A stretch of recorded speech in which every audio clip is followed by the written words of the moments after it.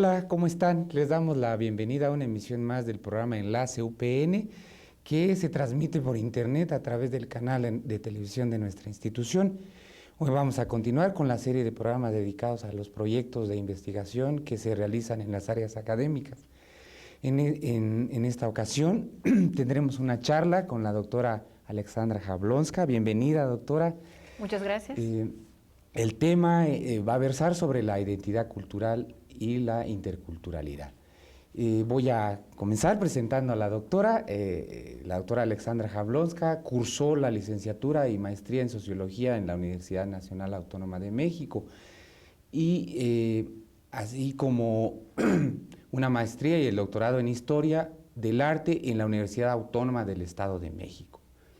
Es profesora e investigadora de nuestra universidad y del posgrado en estudios latinoamericanos de la UNAM. Es autora de numerosas publicaciones y miembro del comité de asesores de la revista Estudios sobre las Culturas Contemporáneas de la Universidad de Colima y del consejo editorial de la revista Montajes, editada por el posgrado de Historia del Arte de la Universidad Nacional Autónoma de México. Doctora, bienvenida de nueva cuenta, gracias por acompañarnos. En este programa me toca a mí hacer una doble función como entrevistador y como entrevistado porque participo con la doctora Alexandra Jablonska en el proyecto del cual vamos a hablar en esta ocasión. Si vale la pena decirlo, soy doctor en Sociología, trabajo como profesor investigador de aquí de nuestra universidad, comparto intereses académicos con la doctora, he publicado algunos textos, ensayos y concretamente me gustaría señalar que junto con la doctora coordinamos un libro que se llama Construcción de Políticas Educativas Interculturales y que fue editado por el sello de nuestra universidad en el año del 2010. Bien. Vamos a comenzar con nuestra charla, esperamos mantener la atención de ustedes para con nosotros. Vamos a comenzar platicando sobre qué es la identidad cultural y cuáles son las dificultades que existen para definirla. Me gustaría que usted comenzara, colega. Muchas gracias, Saúl. El problema de la definición de la identidad cultural empieza con la dificultad para definir tanto las identidades como las culturas. A lo largo de muchos años la antropología ha ido cambiando su visión, su definición de estas cuestiones. Por ejemplo, en cuanto a la cultura, la primera definición era una especie como de catálogo, ¿no?, de los elementos de las culturas, tanto tangibles como intangibles.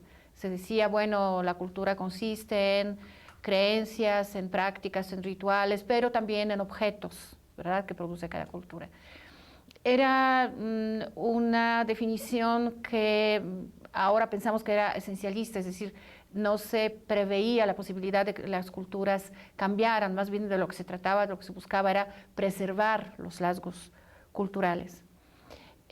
Más adelante se desarrolla otra definición de la cultura, la definición simbólica, ¿verdad?, por Clifford Geertz, quien pone más atención al asunto del simbolismo, es decir, de los significados y de los sentidos, cómo las culturas atribuyen significados y sentidos tanto a cuestiones tangibles como intangibles. Y finalmente, más adelante, John Thompson hace unas correcciones ¿verdad?, a esta definición y plantea que las culturas no se desarrollan en abstracto, sino que se desarrollan en contextos sociales, económicos, políticos definidos, y que esto también influye en el desarrollo cultural y que por tanto las culturas cambian, se transforman a medida que estas condiciones políticas, económicas, en fin, en las cuales están insertas, también se están transformando. Igual, lo mismo pasó con el concepto de la identidad. La identidad se fue redefiniendo sobre todo desde los años 70, 80, cuando surgieron lo que hoy llamamos nuevos movimientos sociales y nuevas identidades, ¿no?, ya no tan ligadas a las cuestiones de clase, sino más bien a partir de las reivindicaciones de distintos grupos sociales, más ligadas a las cuestiones precisamente étnicas o de género o de ciertos intereses que unían a la gente. Entonces empezamos a descubrir que las identidades son complejas, que consisten en múltiples pertenencias, ¿no? Y yo creo que quizás a partir de esto a ti te interesaría entrar al tema de la dificultad para definir la interculturalidad, ¿no? Que está ligada a esta primera. Bueno, sí, es verdad. Es el segundo tópico que nos hemos propuesto desbrozar aquí en nuestra charla.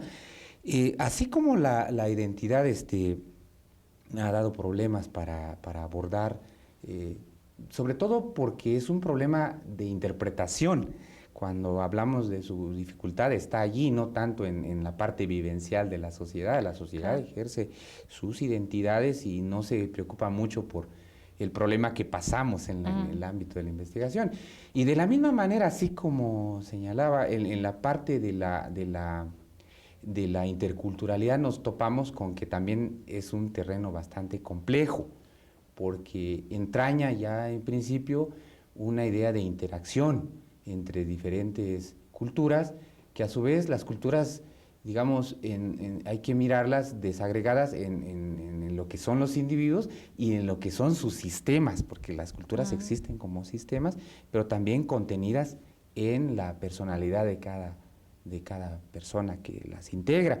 Entonces, la interculturalidad de la que nosotros hemos dialogado, ¿verdad? Y sin necesariamente estar del todo de acuerdo, implica una interacción en primer lugar y que está basada en esos sistemas de las culturas y en las personas. Y cuando se trata de pensar en cómo es esa interacción, comienza una parte de las dificultades, porque puede ser que las interacciones impliquen una relación asimétrica, subordinada, ¿no? Dominante y subordinada, que nos guste o no aparece en la literatura, aparece como un tema central que no lo podemos evitar. Entonces, partimos de la idea de que la interculturalidad tiene diferentes acepciones, pero que en lo básico plantea una interacción.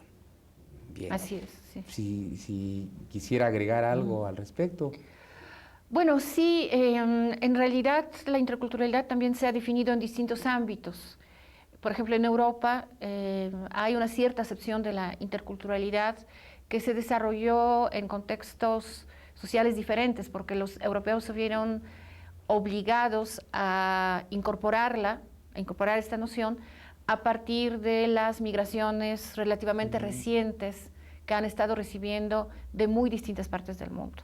Entonces, de pronto, en un país como España, ellos tienen gente que viene de África, del norte de África, tienen gente que migra desde América Latina hacia España, tienen gente que migra desde países asiáticos y de alguna manera ellos tienen que lidiar con toda esta situación y de ahí que construyen un concepto de interculturalidad que creo tiene más que ver con la posibilidad de que todas estas culturas convivan en distintos ámbitos públicos, entre otras cosas en la escuela, pero también con la idea de que todas esas culturas respeten las leyes del país receptor.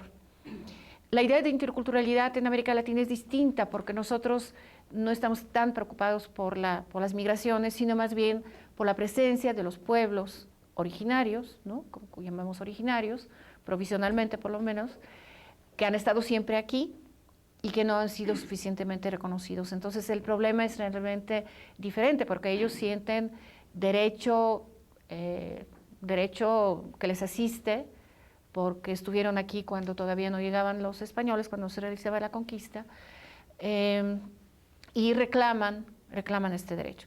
Y bueno, hay otro tipo de dificultades pero también la manera como le define el Estado, el gobierno mexicano en concreto, es bastante diferente a cómo lo hacen los propios actores indígenas que reclaman, o etnias indígenas que reclaman precisamente el derecho a la interculturalidad. El gobierno mexicano tiende a entender la interculturalidad como algo que debe dirigirse precisamente a los pueblos indígenas y no a la sociedad entera. Y los pueblos indígenas tienen distintas posiciones al respecto, de acuerdo con nuestras investigaciones, ¿verdad?, que hemos hecho. Algunos piensan que debe ser para todos, otros ven la interculturalidad solamente como la propia convivencia de una etnia concreta con algunos elementos de la cultura occidental que ellos sí están dispuestos a incorporar, pero no tanto como convivencia con todos los pueblos indígenas en el país, incluso en las regiones. En la última región en que yo he trabajado es Oaxaca. Hay poco contacto entre las distintas etnias que están presentes en Oaxaca. Yo creo que lo tienen como una tarea pendiente, yo creo que lo van a buscar hacerlo, que tienen cada vez más conciencia de que deben convivir en la región, pero por lo pronto lo están construyendo cada uno en su ámbito étnico particular. Muy bien, y yo agregaría solamente para darle lugar ya, digamos, a la siguiente línea que nos interesa platicar en esta ocasión, agregaría nada más que en el fondo lo que plantea el tema de la interculturalidad nos remite, ¿verdad?, al asunto de las identidades, porque de ordinario se había pensado que la sociedad pues tenía identidades más o menos uniformes, que se suscribían bajo la sombrilla de aquello que llamábamos la identidad nacional, claro. Y esa era la suposición más o menos convencional, pero en estos momentos esa idea no es sostenible. Bueno, pero ya pensando en cómo el gobierno, la sociedad, bueno, la sociedad instituida ha tratado de relacionarse con esta temática, nos vemos obligados a pensar en la universidad. Entonces, ¿qué características, es una cosa que voy a plantear ahora, qué características tienen las instituciones de educación superior orientadas hacia la población de origen indígena y la interculturalidad, para ir entrando ya en concreto en el tema que nos ha motivado a nosotros, que es el tema de la universidad y la interculturalidad? Sí, pues tenemos ya una cierta variedad de universidades con esas características, ¿verdad? El programa empezó con ciertas acciones afirmativas, pero en realidad lo que se buscaba es incorporar a la población indígena a universidades convencionales, con becas, con ciertos apoyos, con ciertas asesorías especiales. Pero propiamente las universidades dirigidas a la población indígena han empezado a surgir a partir de 2000 más o menos, cuando la Coordinación General de Educación Bilingüe e Intercultural abrió un programa donde empezó a crear las llamadas educaciones interculturales, ¿verdad? Y como respuesta a la creación de estas universidades que no satisficieron a todas las expectativas de algunos pueblos indígenas, ellos también empezaron a crear sus propias universidades, por lo general sin el reconocimiento de esta dependencia de la SEP, ¿no? Entonces, en este momento podríamos hablar de esos dos tipos de universidad: universidades interculturales reconocidas, oficiales, y universidades creadas por los propios sectores sociales, por los propios movimientos sociales, en algunas regiones de México, no en todas, y que entienden entonces la interculturalidad de distintas maneras. Tampoco es un tema acabado, yo creo que es un tema que se está construyendo, que se está debatiendo en cada una de ellas. Y bueno, ¿qué características tienen? Una de ellas es que las universidades interculturales trataron de formarse no en las grandes ciudades, sino justamente en las regiones con una gran concentración de las poblaciones indígenas. Entonces, por ejemplo, la Universidad Veracruzana Intercultural abrió 4 sedes que están en los lugares donde la concentración de la población indígena de Veracruz es mayor.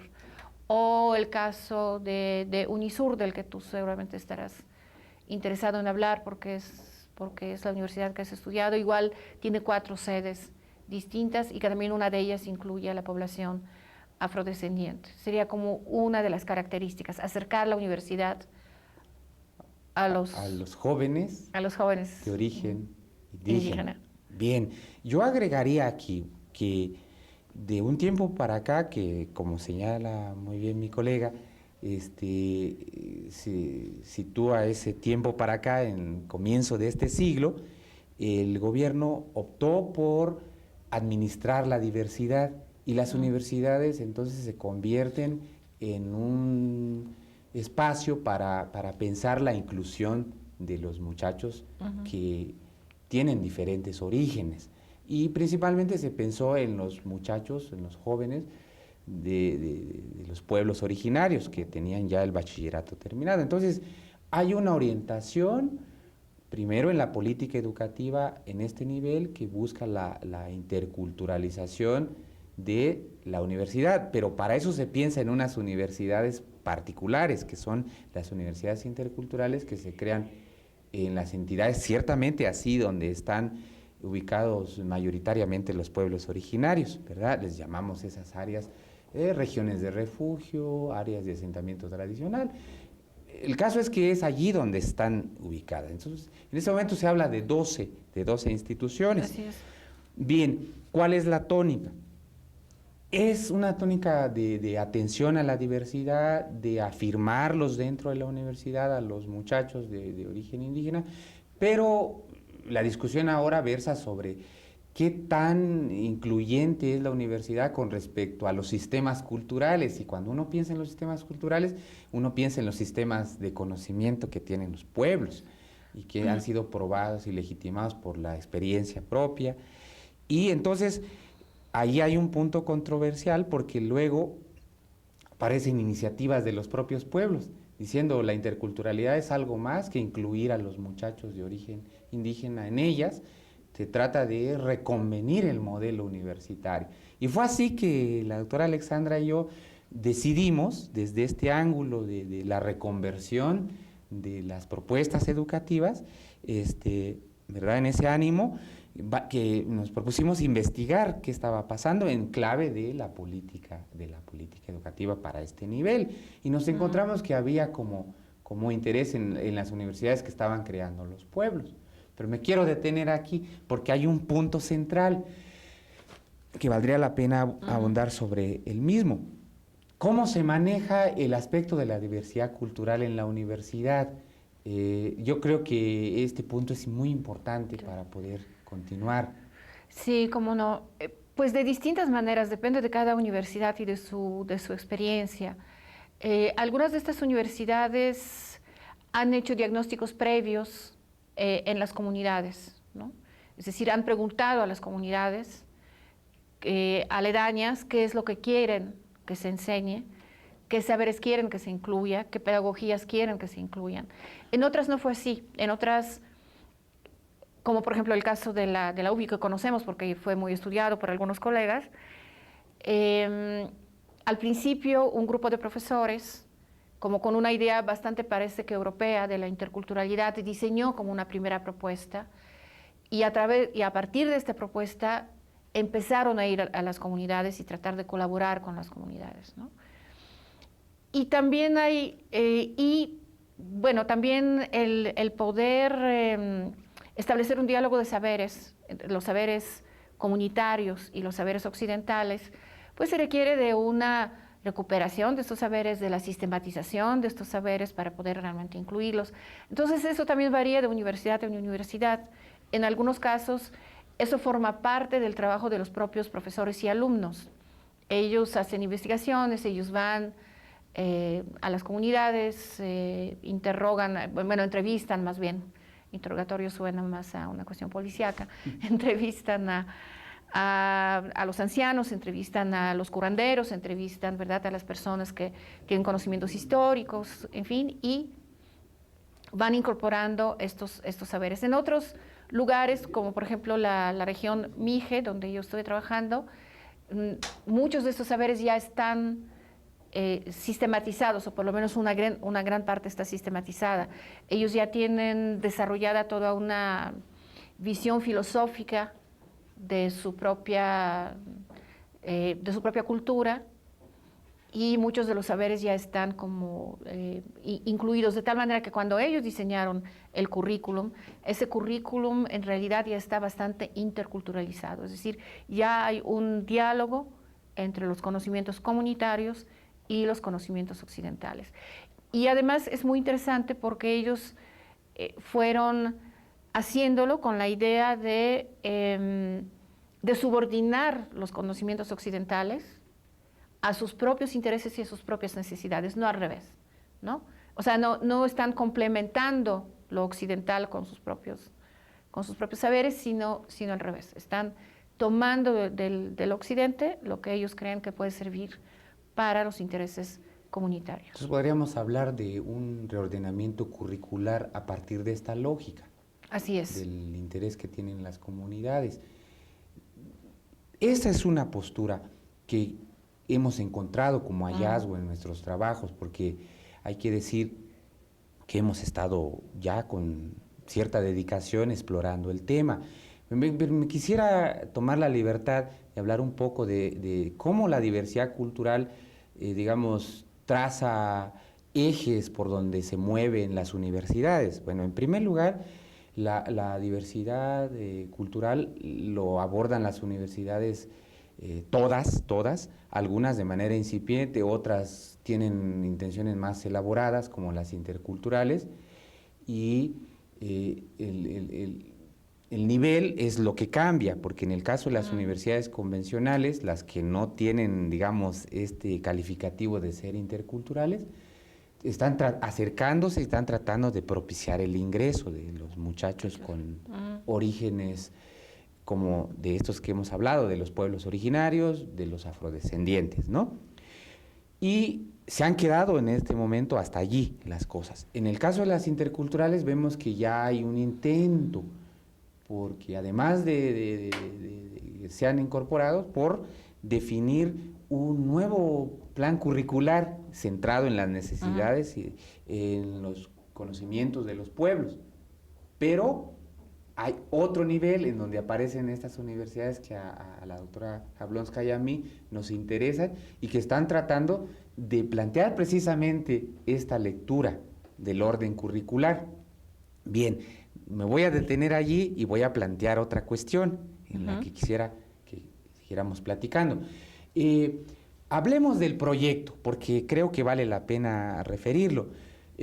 ¿Cuál era el objetivo inicial que teníamos nosotros en este proyecto que, hay que decir, tenía el propósito de comparar 3 universidades indígenas de al menos 3 países de América Latina? ¿Cuál era el objetivo inicial? Podemos empezar por allí. Sí, queríamos comparar 3 universidades interculturales o indígenas, también depende de la nomenclatura que se usa en cada uno de los países, precisamente para ver cómo los marcos legales, institucionales de los países, estábamos pensando en Brasil, en Venezuela y en México, propician, dificultan, construyen marcos, digamos, conceptuales distintos para que estas universidades pudieran funcionar. Por el otro lado, eso de un lado. Por el otro lado, queríamos también comparar cómo se desenvuelven los movimientos sociales que son gestoras de estos proyectos. Porque pensábamos en universidades, en los 3 casos, pensábamos en las universidades creadas por los propios sectores sociales y no por el Estado. Pero queríamos ver qué tan fácil o difícil es negociar esto, por un lado concebirlo, construirlo y después negociar con un Estado como Venezuela, con un Estado como Brasil, con un Estado como México, cuyas constituciones son distintos, cuyos marcos legales son distintos, cuyas orientaciones los últimos gobiernos es bastante evidente, el de Venezuela, que se planteaba con Hugo Chávez, ¿verdad?, como socialismo del siglo XXI, con gobiernos que se consideran progresistas como el de Lula da Silva y Dilma Rousseff, ¿verdad?, en Brasil, y con gobiernos más bien de cuño más conservador en México. Nos parecía interesante esta comparación. Me parece que este fue realmente el inicio, ¿no?,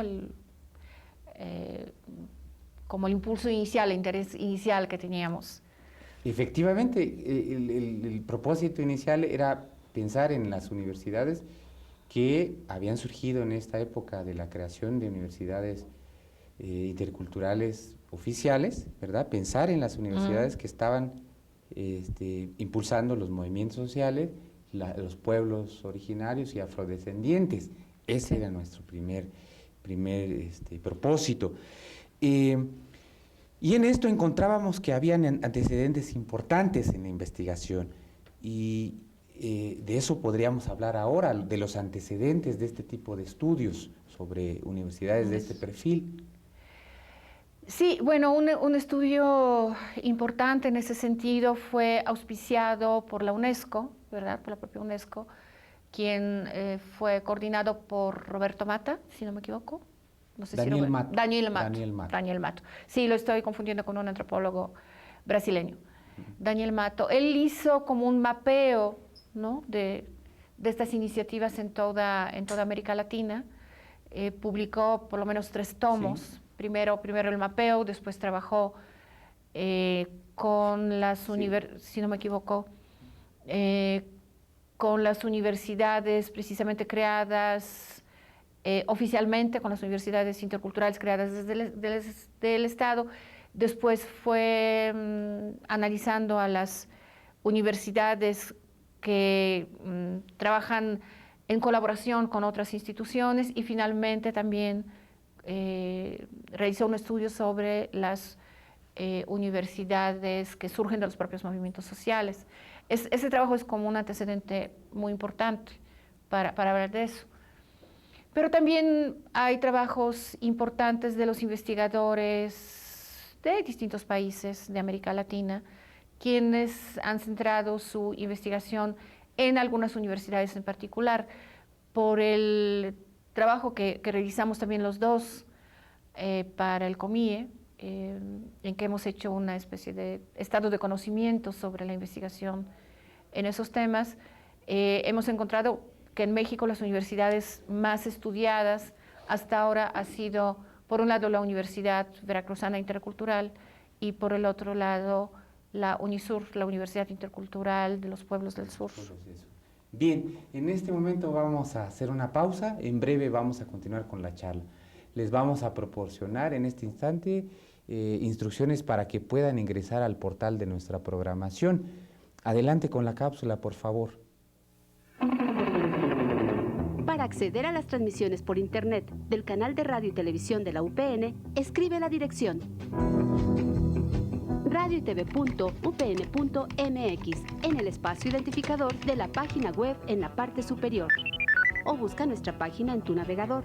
Simplemente teclea esta dirección y en la búsqueda aparecerá la página del portal.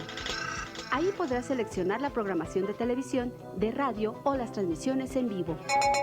Para otros dispositivos como teléfonos celulares con sistema operativo Android, iPod u otros, sigue las indicaciones que aparecen en tu dispositivo.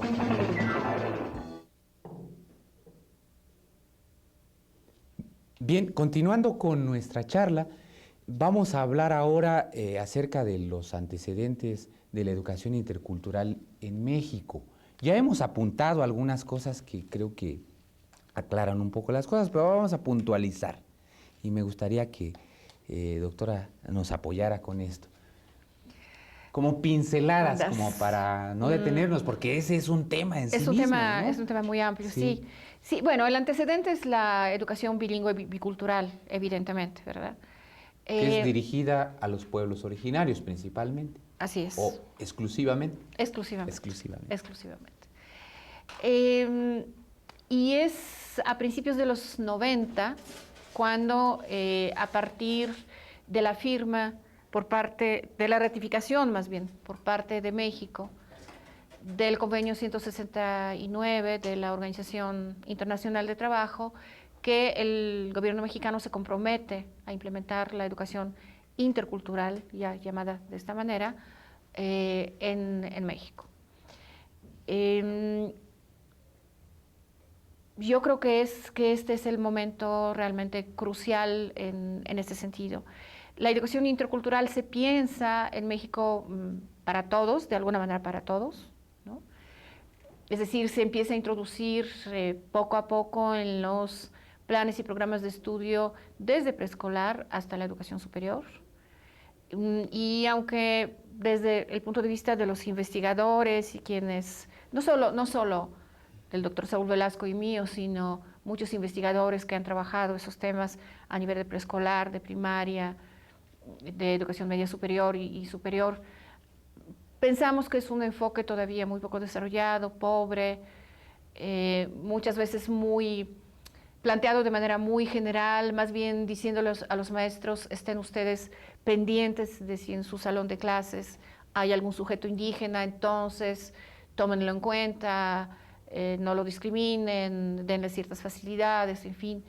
En primaria, básicamente, la educación intercultural se trata en las clases de civismo y también, según yo he escuchado algunos comentarios al respecto, se reduce a cosas muy puntuales.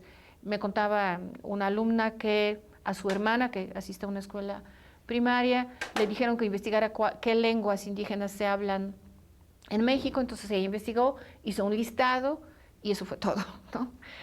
No se discutió, no se amplió, no se dieron ejemplos, en fin, ¿no? O se ven algunos materiales donde se muestran elementos del folclore, ¿no? de algunas escuelas. Eso en cuanto a la educación general, digamos, dirigida para todos.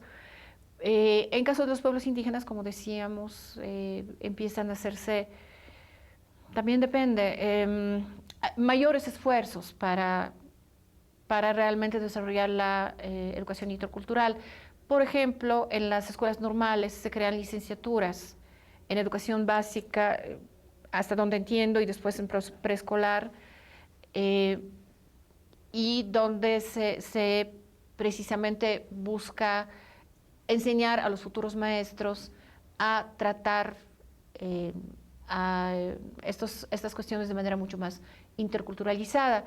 Pero hasta donde llega mi información, y que está basada en una excelente investigación del doctor Bruno Baronet, estas licenciaturas interculturales en educación primaria se implementaron apenas en 2 escuelas normales por cada estado, es decir, muy pocas. Y bueno, y se crean las universidades interculturales de las que ya hemos hablado tanto, ¿verdad? Sí, efectivamente la parte de los antecedentes, digamos que son muy recientes, ¿no? Sí. Así como lo señalaba la doctora Jablonska. Pero si uno se pone a indagar un poquito más atrás, encontramos que en la propuesta de el promotor cultural que surgió a mediados del siglo XX, se veía ya un perfil de la educación intercultural. Gonzalo Aguirre Beltrán, hemos platicado sobre estos temas, ya lo prefiguraba como un intermediario, el educador, pero no el educador en general, sino el educador de la educación indígena. Un intermediario que tenía la tarea de trabajar con la interacción intercultural, ¿verdad?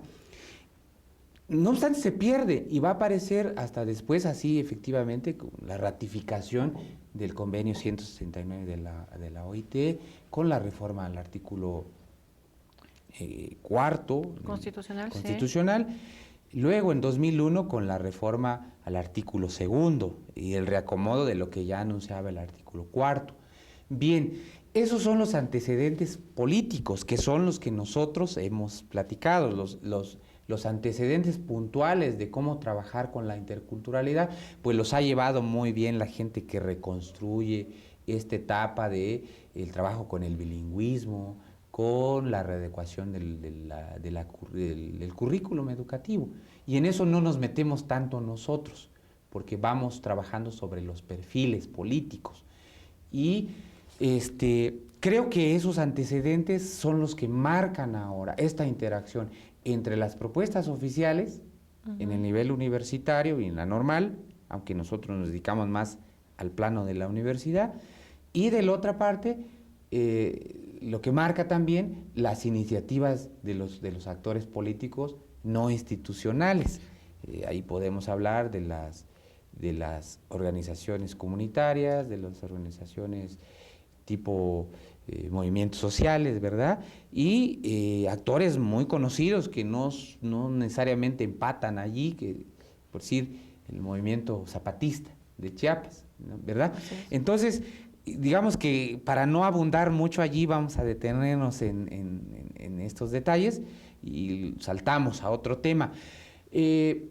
Obviamente para el propósito que teníamos de estudiar las 3 universidades en América Latina, nos planteamos una entrada metodológica y yo apunto, diría, nos movía el interés de canalizar esta investigación bajo el método de los estudios comparados, pero no de cualquier tipo de comparación, sino de las políticas comparadas.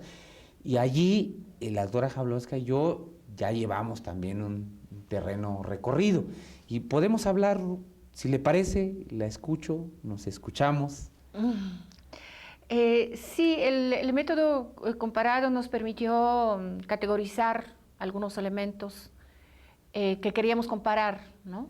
Queríamos comparar justamente la configuración política de estos movimientos, porque en todos los casos que hemos estudiado, en el caso de las propuestas independientes, digamos, del Estado, se trata de movimientos que ya tienen una cierta antigüedad, una trayectoria recorrida en ese asunto. Es decir, no es que sean movimientos que hayan surgido con la idea principal de crear un proyecto educativo, sino normalmente surgían con una serie de demandas tipo tierra, ¿no? Regulación de la tierra o otorgamiento de la tierra, la defensa de los recursos naturales, en fin, una serie de demandas que tenían los pueblos indígenas o afrodescendientes. Bueno, afrodescendientes en el caso del mexicano es un movimiento muy, muy incipiente todavía, y que en algún momento decían, bueno, si estamos recuperando nuestra identidad, nuestras formas de vida, si estamos mejorando las condiciones de vida, también tenemos que crear sistemas educativos para que nuestros hijos sean educados de manera más pertinente, más relacionada con nuestro entorno, ¿no? Entonces, uno de los elementos que comparábamos en esos estudios es justamente la trayectoria de estos movimientos, sus demandas, sus relaciones con otros movimientos, sus formas de negociar, tanto con las autoridades locales, regionales, como con las autoridades, en nuestro caso, federales, o bueno, del gobierno. Era uno de los elementos que queríamos comparar.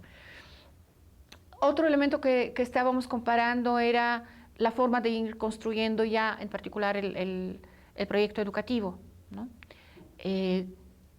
Como qué tipo de elementos ellos podían, de los que se allegaban, para ya crear un proyecto educativo. Eso también varía, por supuesto, en cada región, porque no han sido procesos fáciles.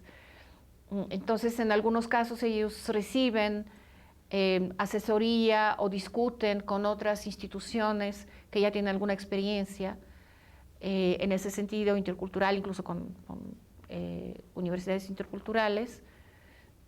Organizan foros muy amplios, invitan a especialistas. En fin, también estábamos interesados en comparar precisamente ya la propia construcción del proyecto educativo, ¿no? El tercer elemento a comparar era el elemento precisamente el diseño curricular, ¿no? El diseño curricular en un sentido, qué carreras han propuesto en cada una de las universidades y cuál fue el diseño curricular, quién participó, cómo se negoció, cómo se discutió y finalmente cómo quedó, ¿no? Y finalmente también lo que comparábamos es la participación de distintos actores sociales en cada uno de estos proyectos. Ahí hay igualmente una variedad de circunstancias, ¿verdad?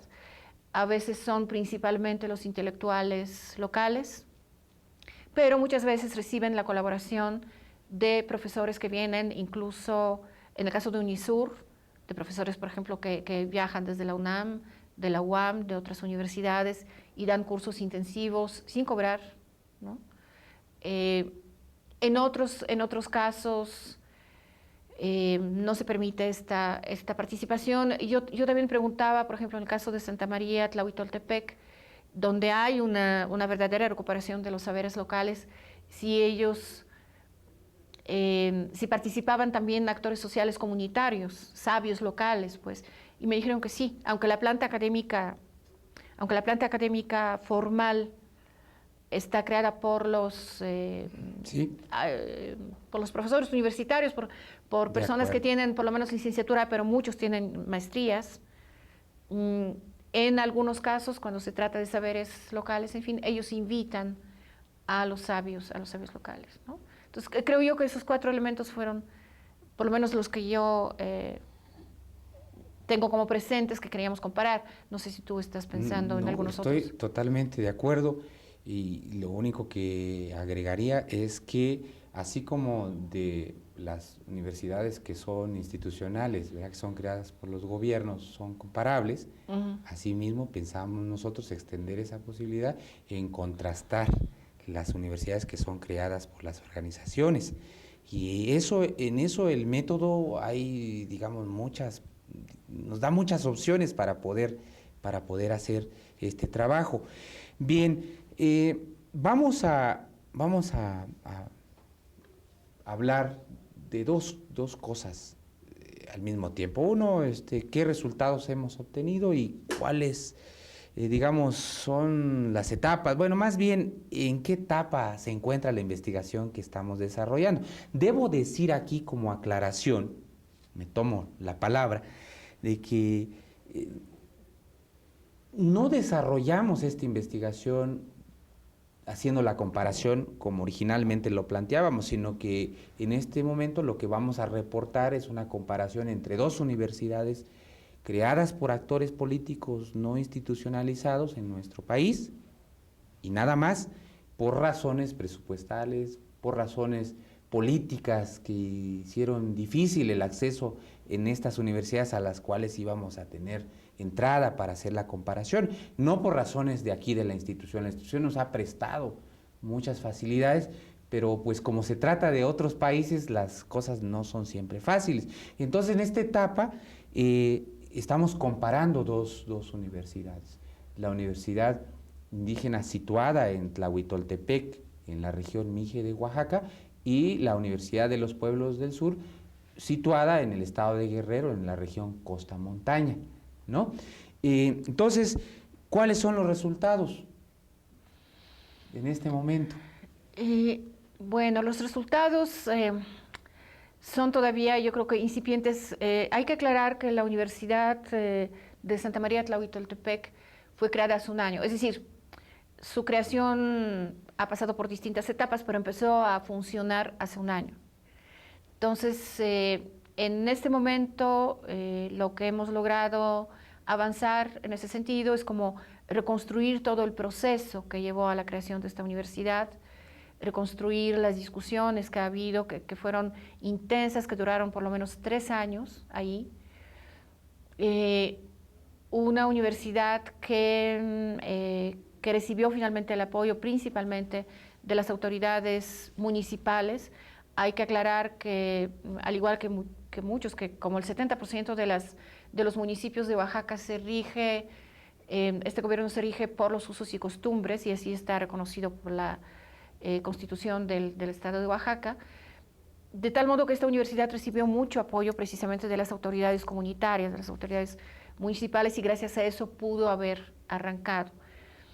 Hemos tenido ya por lo menos 2 encuentros con ellos, hemos podido hacer entrevistas a varios actores involucrados en este proyecto, hemos podido estudiar, acercarnos a su currículum, y yo creo que así como veo en este momento la investigación, yo creo que para poder seguir hay que pensar en una especie de colaborador, lo que ellos llaman colabor, más que colaboración, porque quizás la palabra colaboración es una palabra ya como muy desgastada.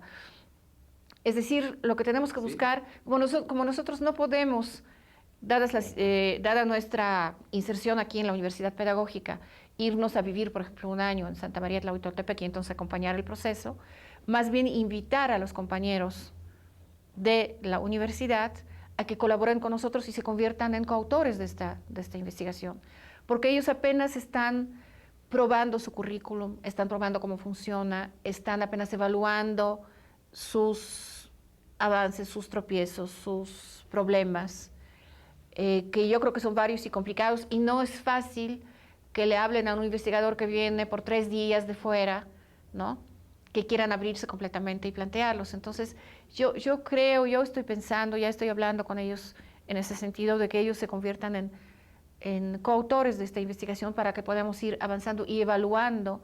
Ahora están recibiendo ya la segunda generación. Quiero decir que tienen ya muchísimos estudiantes, tienen 2 carreras y en este momento tienen más de 100 estudiantes para un grupo de 7 profesores que están ahí permanentemente y 20, 22 profesores que van y vienen. Digamos, bien, menos, no, 7 que están permanentemente y 22 menos 7 son pues como 15, ¿no? Y 15 que van y vienen. Entonces es un proceso complejo. Muy bien, vamos a hacer una pausa en este momento. Vamos a continuación vamos a ver una cápsula sobre los servicios que ofrece la sala de videoconferencias y los salones electrónicos de nuestra casa de estudios. Regresamos en unos instantes. La Universidad Pedagógica Nacional cuenta con salas de cómputo, salones electrónicos y sala de videoconferencias, equipadas para fortalecer y apoyar el proceso de enseñanza-aprendizaje de su comunidad. Estos recursos permiten desarrollar las competencias en el manejo y uso de las tecnologías de la información de los estudiantes y contribuyen a la actualización del personal académico de la institución. Las salas de cómputo se encuentran en el nivel amarillo, en los salones 334 y 335, y en el nivel azul, en los salones 441 y 442. Cada una de ellas cuenta con 25 computadoras con acceso a Internet. Los salones electrónicos están equipados con pizarrón interactivo, proyector y una computadora.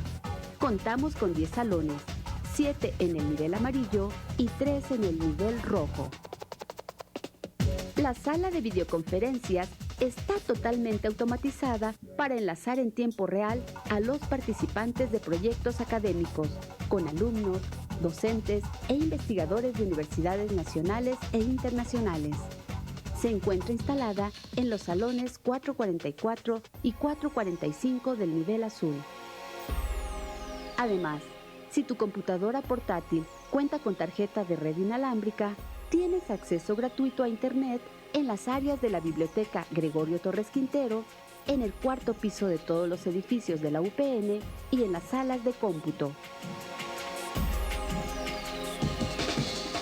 El horario de atención de estos servicios es de 8 a 21 horas y puedes solicitarlos con Maribel Peña en la Secretaría Académica o llamar al 5630-9700, extensión 1327.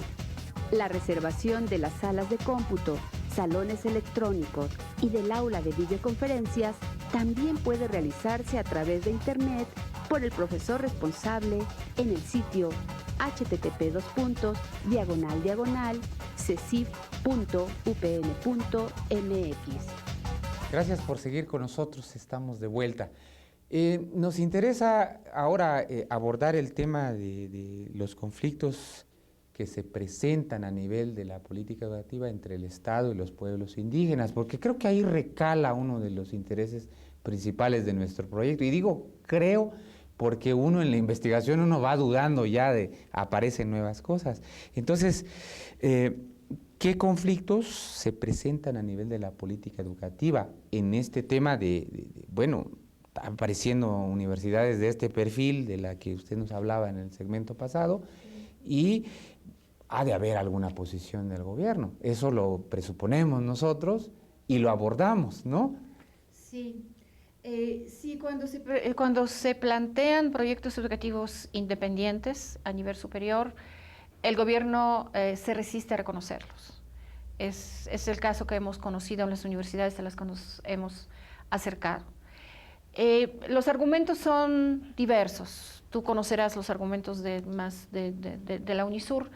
A veces son argumentos tipo burocrático, por ejemplo.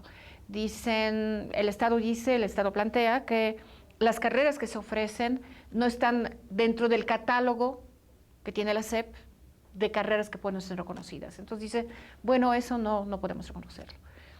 En general tenemos la impresión de que el Estado quiere controlar todas las universidades, y cuando esas universidades dicen, no vamos a permitir que nos controlen, nosotros queremos un currículum construido por nosotros, no impuesto.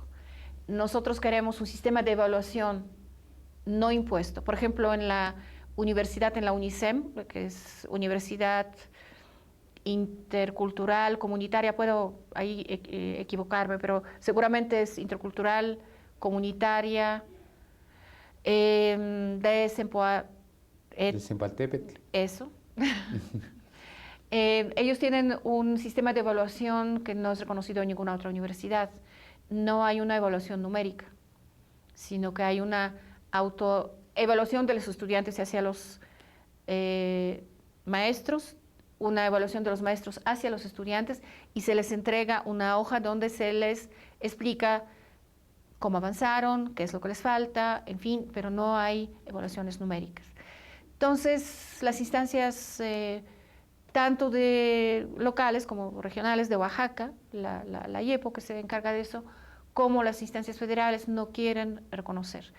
Y eso tiene consecuencias sobre todo presupuestales. Ellos no reciben recursos. De tal manera que en la UNICEM se trabaja por tequio, lo cual es muy interesante, es todo un concepto de trabajo colectivo para el bien de la comunidad. Muchos de los trabajos se desarrollan ahí bajo ese concepto. Por ejemplo, todos los cargos municipales se desarrollan a través del tequio, es decir, la gente no cobra por trabajar. Es un servicio a la comunidad. Es un servicio a la comunidad, ¿no? Eso crea ahí una situación de mucha preocupación. Ellos han buscado distintos canales para obtener este reconocimiento. No tanto por razones económicas, ellos dicen que ellos están acostumbrados a trabajar de esta manera, sino más bien por razones de que los chicos no salieran sin un diploma, sin un reconocimiento que pudiera permitirles después insertarse en el mercado de trabajo fuera de la comunidad o seguir con sus estudios. Últimamente me dieron una muy buena noticia, han sido reconocidos, pero aquí necesito ver el nombre, han recibido el certificado del Instituto de Pensamiento y Cultura en América Latina, asociación civil en que participa gente tan reconocida, bueno, como recién fallecido doctor Hugo Semmelmann, como Enrique Dussel, como Aníbal Quijano, en fin, entonces por lo menos tienen ahora el certificado en ese sentido. Pero creo que es una dificultad efectivamente muy, muy grande. Que yo sepa, ninguna de estas instituciones que se han salido de los carriles oficiales han logrado el reconocimiento por parte del Estado, ¿no? Pese a distintas formas de tratar de negociarlo. Bien, eso nos habla de un conflicto permanente, un conflicto que es visible y es reconocible a simple vista, pero tenemos que en el fondo hay un punto de tensión que tiene que ver con posturas que nosotros encontramos que son de orden filosófico. Y ya una parte de esta problematización la abordamos en este libro que ahora estamos mostrándoles en la pantalla. El título es, creo que se alcanza a ver bien, Construcción de Políticas Educativas Interculturales en México, Debates, Tendencias, Problemas, Desafíos, o sea, un montón de cosas, ¿no? El libro fue editado por nuestra universidad en el 2010, es una compilación de ensayos muy interesantes y, bueno, no voy a hablar de los capítulos, pero voy a hablar de una línea que los articula, que es la identificación precisamente de uno de los puntos de la tensión entre el Estado y las iniciativas de los pueblos, y que tiene que ver con la concepción que se tiene de la interculturalidad. La interculturalidad desde el lado institucional tiene límites muy claros porque se busca administrar la diversidad. La diversidad es conflicto, la diversidad hay que administrarla. Y si la universidad es administrable, incluyéndola en la universidad, bajo el formato convencional, pues entonces vamos a dirigir las baterías en ese lado. Esa es la postura oficial, simplificándolo.